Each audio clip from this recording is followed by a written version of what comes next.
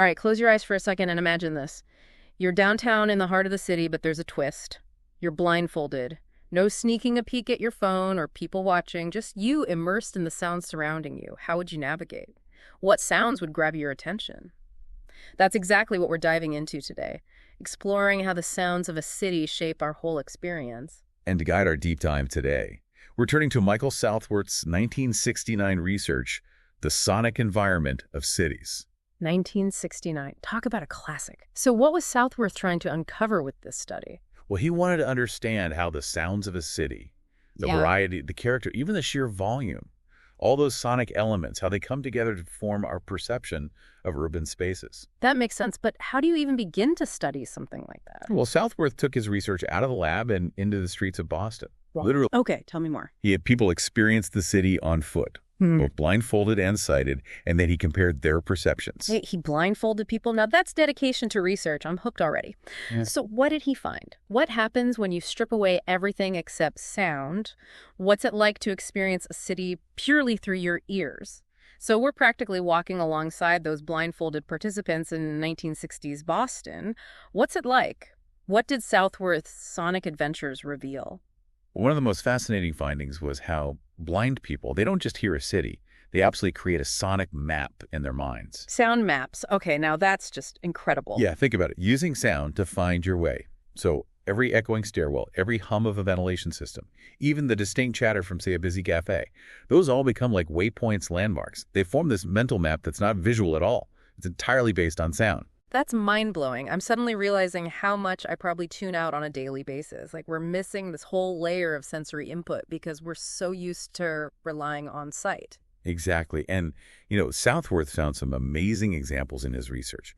One participant, a man blind since birth, he could navigate Boston's subway system using only echoes and the sounds of approaching trains. Wow, seriously? Yeah, he could even tell which platform he was on just by how the sound reverberated off the walls. That's incredible. It really shows you how adaptable our senses can be.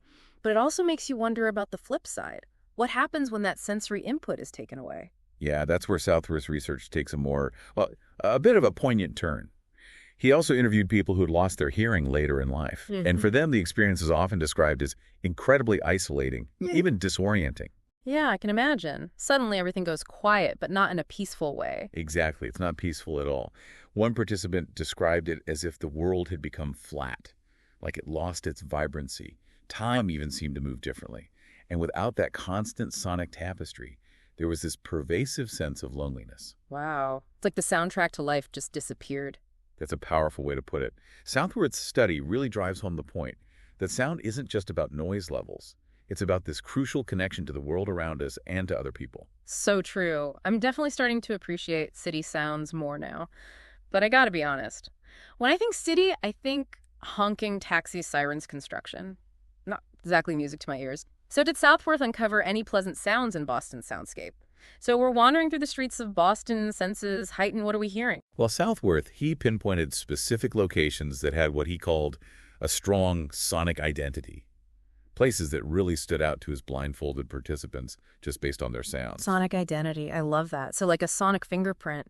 What were some of these unforgettable spots? One that comes to mind is Filene's Corner.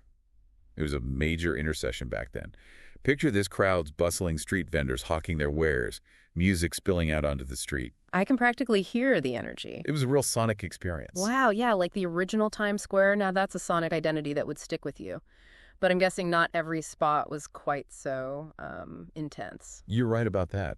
On the quieter end of the spectrum, Southworth took his participants to India Wharf. Now instead of crowds, imagine the gentle lapping of water against the piers. Seagulls calling overhead the distant rumble of ships. Okay, see, now that's my kind of city soundscape. Peaceful, expansive. Exactly. Though I have to imagine the 1960s soundscape was probably a lot more tranquil than the urban jungle we experience today. It makes you wonder, doesn't it? And, Southworth was already concerned about noise pollution back then. Even in the 60s, traffic noise was a big issue, often masking those subtler, more nuanced city sounds. Yeah, it makes you wonder if it's just gotten progressively worse over time. I can't even fathom experiencing a place like India Wharf today without a symphony of car horns in the background. It's definitely something to think about. But even amidst all that noise, Southworth, he found those little glimmers of sonic delight. Things like birdsong cutting through the din, a snippet of conversation overheard on the street, even just the echoing footsteps in a quiet alleyway. I love those little moments of sonic zen. It's a good reminder to pause every now and then and really listen for those hidden gems, even in the busiest of places. But it occurs to me we've been so focused on sound in isolation. What about the people who could actually see the city? Did they have a completely different experience? That's the fascinating thing. Southworth found that the sighted participants, when they couldn't hear, they often described the city as surprisingly depressing. Wait, really? Even though they could see everything? Yes, it seems that without that auditory richness, the city just felt kind of flat and monotonous. They focus on visual details, but it hasn't enough. So it's not just about seeing or hearing in isolation. It's the combination, the way our senses work together to create this rich tapestry of experience. Exactly. Southworth concluded that sound adds this essential layer of depth, emotion, even meaning to our urban experiences.